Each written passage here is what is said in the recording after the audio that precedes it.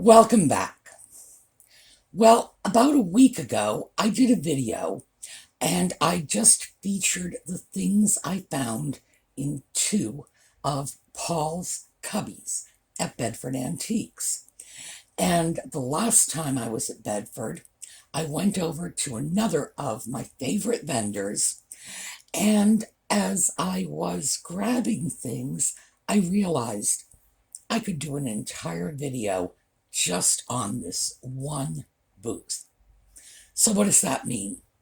Well, a lot of you have written into the comments and said, "Gee, Sue, you have these fantastic places to shop.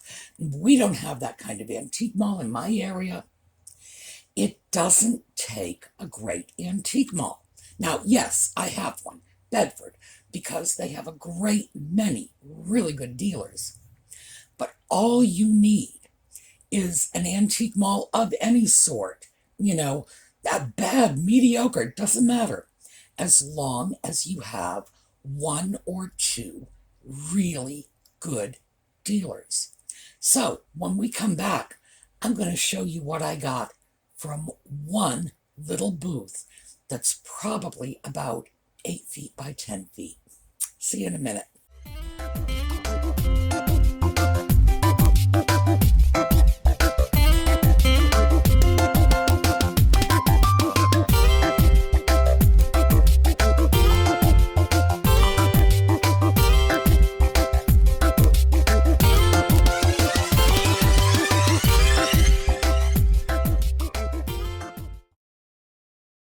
So I've stopped and taken you through Janine's booth almost every time I go to Bedford. It's on the way to the second floor, and I like to go to the second floor first. The reason I like to start at the second floor is because Paul's got nooks and crannies and alcoves and cubbies and you name it. Up there, it's sort of the Paul show. And also, there are some other little places I go, the pig booth, and I don't know who that dealer is. And that's not about the dealer. I'm sure the dealer is not a pig. It's just that there are a lot of little pig figurines in that particular booth. So I've nicknamed it the pig booth. A lot of places I go on the second floor. And in fact, the last time I was at Bedford, I ran into Paul, and he told me, no surprise, that he brings in over 100 new items every week. Again, like I say, no surprise. Mostly because, I run out with a good 20% of that every week. So, the last time I was at Bedford, took my usual trip around, stopped at Janine's booth, and I want you to take a look at what I found there. So, the first up, most of you know I have a special weakness for celluloid. Celluloid is a particular kind of plastic. It's called faux ivory, ivorine,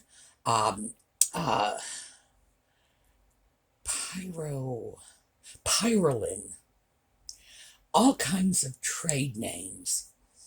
It was a very ivory-like plastic that was developed in the late 1800s. Most of our celluloid items date from about 1880 through the 1950s. And in addition to the kind of decorative items that I grab when I find them, celluloid was also used in film for the motion picture industry. And it was great stuff. They came up with different plastic making techniques, and the ability to imitate ivory was no longer such a big deal. In the early days of plastics, people didn't take plastics as a sort of a decorative arts category all unto itself.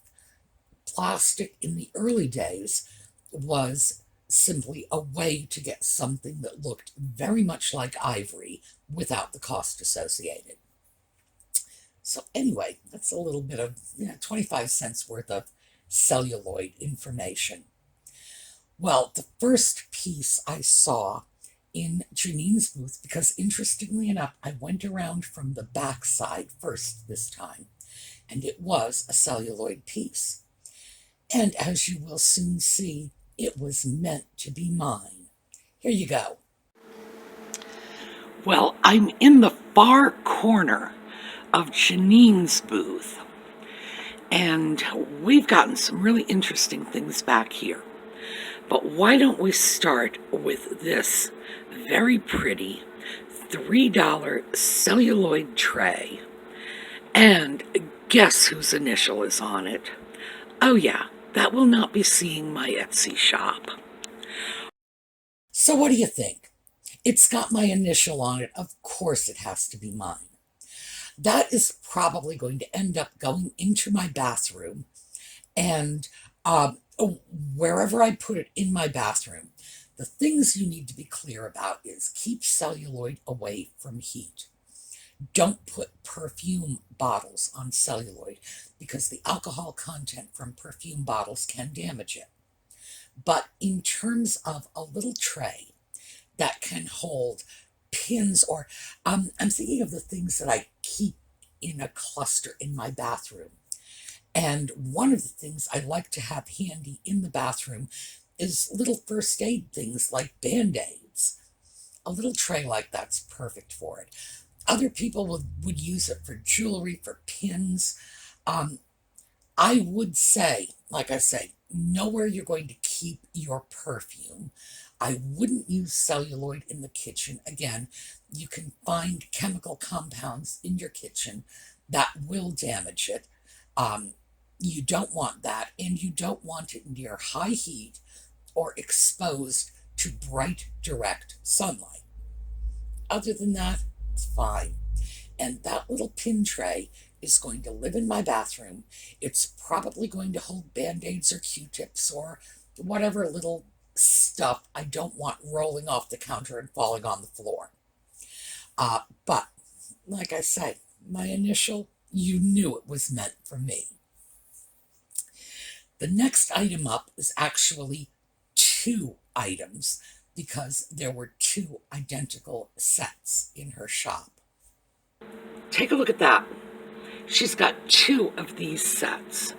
Creamer sugar tray, heavy gilding, nice pressed glass, very heavy. $6, and there are 2. Now, this is going to be a problem because of shipping, because as I say, it's very heavy. So my guess is we're looking at maybe 3 pounds, which is going to be a pretty hefty shipping bill. But at $6, I can put a low enough price on this in my Etsy shop to ensure that it won't break the bank.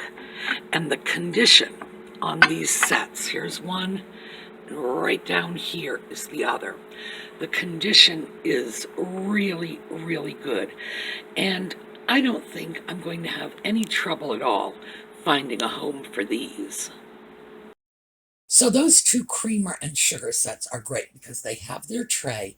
The gilding is really nice on both sets. Not exactly perfect, but at $6 a set.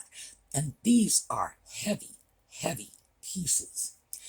They are going to be inexpensive enough for someone to buy them and put them on the kitchen table for everyday use, but also pretty enough to pop them in the dining room for special use. I was really pleased to find them.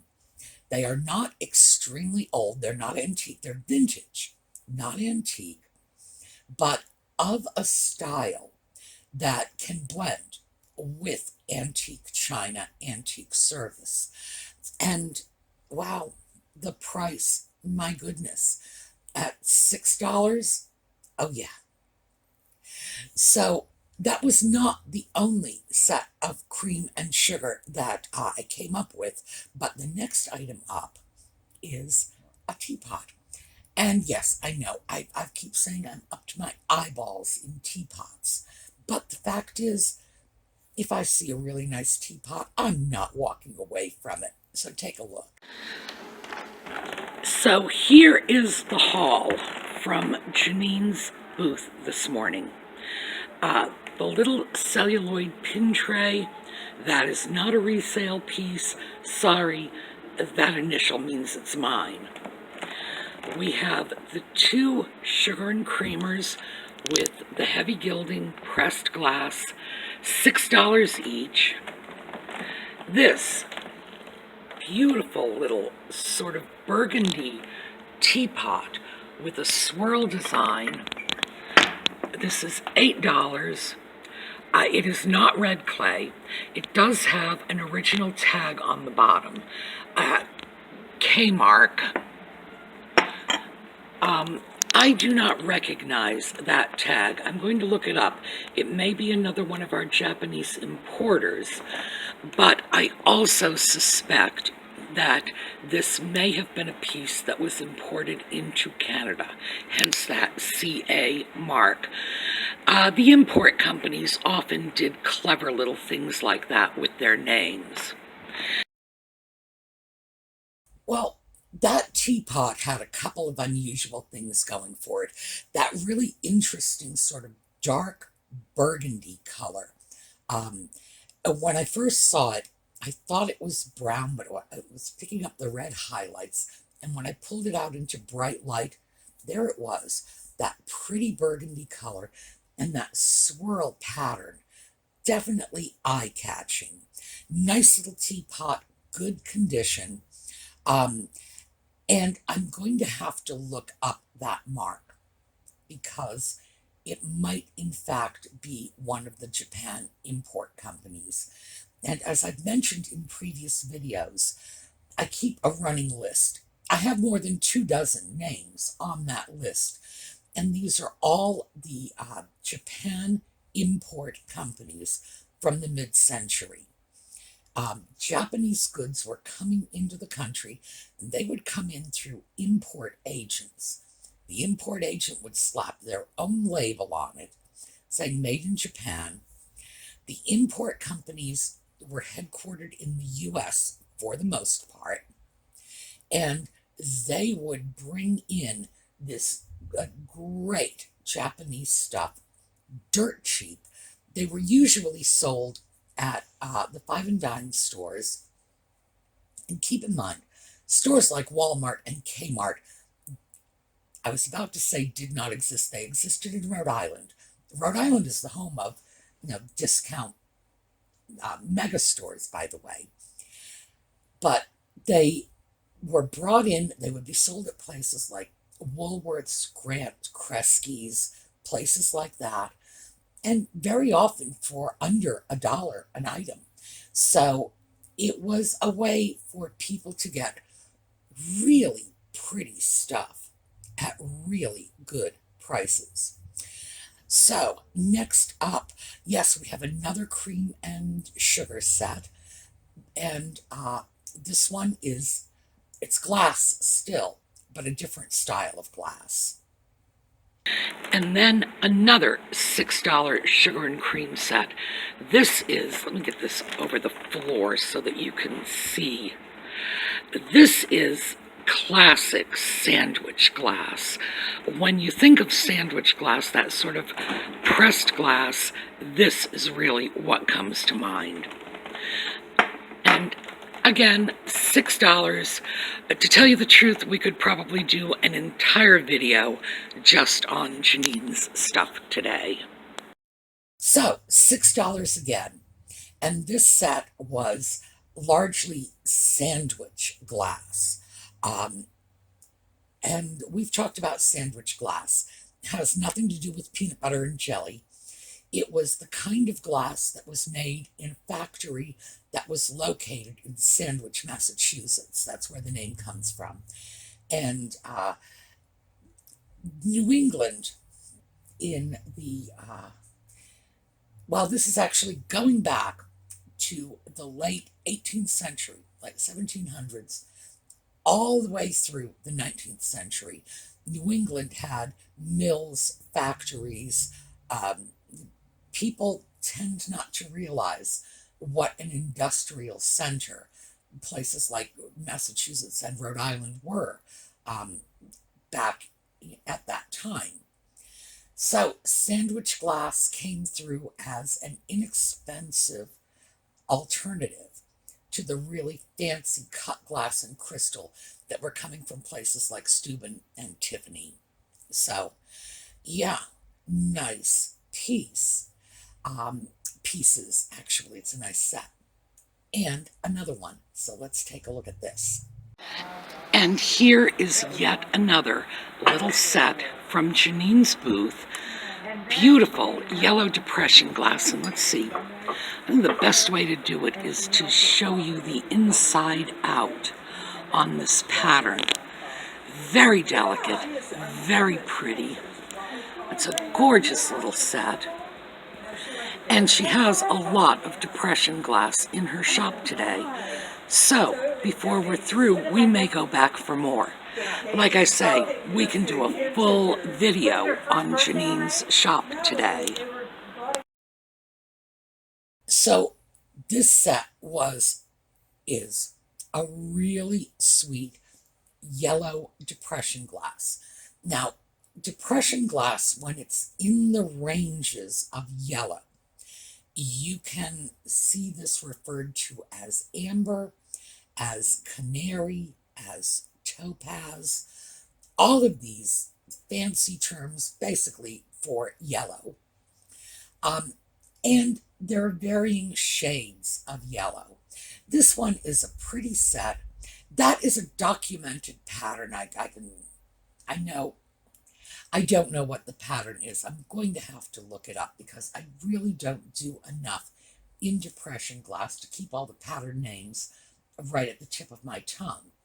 But most of them are pretty well documented, and this is one of the documented patterns. Nice, nice little set. Again, $6. All of the cream and sugar sets that I got were $6, in fact. And let's see, what else did we get? This is another piece. This piece I did not buy. I looked at it and said, oh, so pretty. Maybe I'll come back for it. But in the end, I did not. I ran out of time and ran out of the store. But still, take a look. All right, $6. A very pretty piece of pink depression glass. I think we're looking at about 10 inches on this. Nice piece. I am walking away for the moment, but before I'm done, I may end up coming back for this. So let's just slide around to the other side of the counter and take a look at some of the other depression glass pieces she has. So that tray, I've seen that on her countertop, and my bad, I didn't really give it a second look. Again, $6, that seems to be one of her favorite prices. I like it because it's low. Nice depression glass tray. Now, as I was saying earlier, I would not put a perfume bottle on a celluloid tray, but a depression glass tray, perfect. You really can't damage those things. That would make a great dresser tray, in addition to all of the uses it would have around the kitchen. And if it's still there the next time I go in, it may well come home with me yet. So, I have one more piece that I bought, and I'm going to have to tease that out of the film and show you this one. A nice piece, very pretty, unexpected. And then I went back to take a look at the general depression glass. So let's take a look at the piece I got first. Still with Janine, this piece is a no-brainer. Silver overlay on this plate. It's got a tiny little foot on the bottom. And this is going to be the bottom of a Tidbit tray. No two ways around it. $5. Oh, yeah. Uh, I'm just really pleased with this. But I've never been able to pass by her shop and walk away empty-handed, so no surprises there. Yeah, what a surprise that was. That beautiful little silver overlay design on the tray and the little sort of footed area, the little ring down at the bottom. And I am still thinking, I don't know, I'm playing with the idea. That might make a really great tidbit tray. Just awfully pretty. The kind of tidbit tray you could use not just in the dining room, but in the bedroom. But again, like I say, I haven't quite decided on that yet. Nevertheless, at $5, that tray was too pretty to leave behind in any case, because I don't have to do anything with it. I can throw that into my Etsy shop all on its own, and it will do fine. So now let's take a look at the depression glass that I left behind. All right, let me get this out for you. This is a beautiful piece of pressed glass, sandwich glass, blue. We're looking at about 12 inches and a price of $8. My goodness, it's going to be worth my while to come back on my way out. Down here, depression glass, yellow. Let's take a look at these prices. 7 plates, $8. Cups, $6 for the set of 3. Down here, we have more glassware. I suspect, here, this is what I was going to show you, not that empty shelf. I suspect I will, in fact, be coming back for some more of this, because we've got goodies everywhere in here today. All kinds of yellow depression glass. The pattern matches the cream and sugar that I grabbed. Beautiful pieces. Again, of course, I'm looking at them thinking, maybe a tidbit tray lives in there somewhere. But also just really nice. One of the great things about depression glass is people are mixing and matching their china now, which is fantastic. I do it. My china service is not one matched set. It is a whole bunch of rose medallion and rose canton pieces and that span about, I guess, 200 years. I would say my oldest piece is probably 200 years older than my newest piece. And I don't have any problem with this mix and match. I have seen some really impressive and elegant tables set with modern porcelain plates mixed with vintage depression glass plates. That can be stunning. It really can.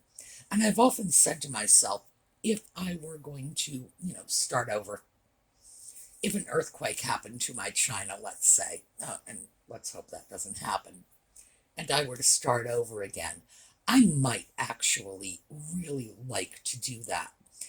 Pick up some plain white plates, maybe some interesting depression glass, mix the colors, because it really can be stunning.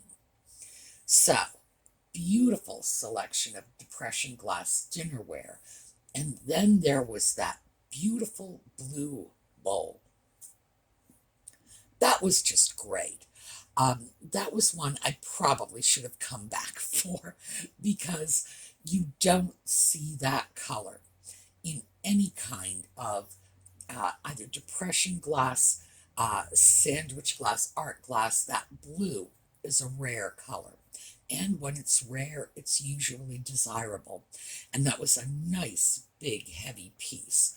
More along the lines of an art piece than a service piece. In other words, that's the sort of thing you would put on your sideboard and maybe fill it with flowers or potpourri or whatever you do on your sideboard. I don't. So I really don't know. But not the sort of thing you would put on your table and fill it with soup or broccoli or something. Beautiful, beautiful piece. So, what do you think? One booth, a little booth, and I've shown you, I've scanned around that booth with the camera. I'm not kidding when I say it's only about 8 feet by 10 feet. I think the next time I go in there, I will bring a tape measure and actually measure it out for sure, because it is a very small booth. One dealer, and I could walk away with all those goodies. And no matter what part of the country you live in, let's face it, you know that if you get really nice pressed glass, sandwich glass, depression glass, creamer and sugar pieces on the trays with the gilding, you know when you buy it for $6, you are absolutely going to be able to sell it for a profit. So, what I want you to take away from this particular video is no, you do not need to have a bunch of great antique shops or antique malls. You don't even need a single great antique mall. You need one antique mall that has a couple of really good dealers. And now, mind you, when I go to Bedford, there are dozens of dealers. The last couple of weeks I focused on Janine, I focused on Paul. But remember, there are places that I go into where every time I go there, I'm grabbing a handful of salt and pepper shakers, for example. There is one booth, salt and pepper shakers. There are other booths I go into, and I can almost always be assured of coming up with some nice Japan pieces, geisha ware, antique Nippon pieces, beautiful little lusterware sets. It all depends on the dealers and what they stock. But the point is, it doesn't have to be perfect. You can have an adequate, a mediocre antique mall. All you need to do is go in and scope out the good dealers, the ones who have good quality items at decent prices. All it takes. So, that was our one-stop shopping, one booth, one dealer, and we certainly had enough to fill a video. Okay, let's take a look at JLS's wonderful little sort of horizon photographs on our way out. Meantime, I will see you tomorrow. We do have some projects, little projects, tiny projects. So it's sort of a whole cluster of little stuff. But I like those little projects. So have a great day, and I will see you all tomorrow.